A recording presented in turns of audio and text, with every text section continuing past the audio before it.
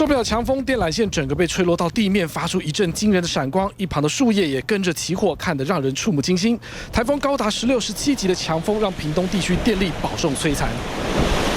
一整排的电杆倒的倒，倾斜的倾斜，垦丁往满洲方向的路上，电杆倒塌占住了整条主要干道，车子想要绕道都有困难。就是因为电杆受不了强风倒塌，电线被拉扯断裂，导致屏东地区大停电，消防队得靠发电机柯难作业，而全屏东至少110支电杆倒塌，垦丁大街一带也完全没有电。什么时候就停电啊？早上8点多吧，我们刚才开一点点，它就停电了，所以我们就用狗爬式的进出啊。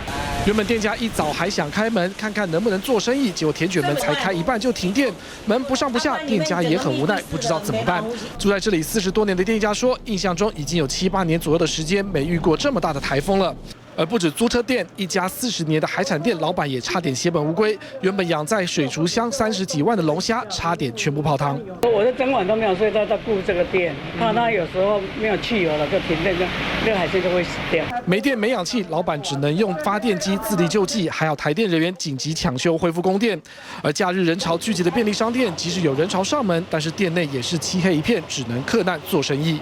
我们家係啊，都有人客啊，你呢個涼啊，要冇電嘅哦，要冇電啊，我懂。没电可用的民众大喊不方便，不过风强雨骤，台电人员可是冒着生命危险进行抢修。那我们先把这线把它弄掉，然后我们会叫消防所，拜托消防所先把这个电杆移过去，让道路先可以通行。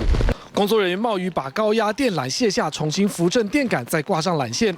根据台电通报的资料，全国一度有高达57万多户停电，其中恒春27000多户最多。由于台风风势雨势影响，部分路段甚至有超过2公尺宽的大落石，抢修电力相当困难。预计恐怕要2个工作天才有可能全部抢修完毕。而中秋连假，肯定店家想要抢商机，恐怕难度不小。记者综合报道。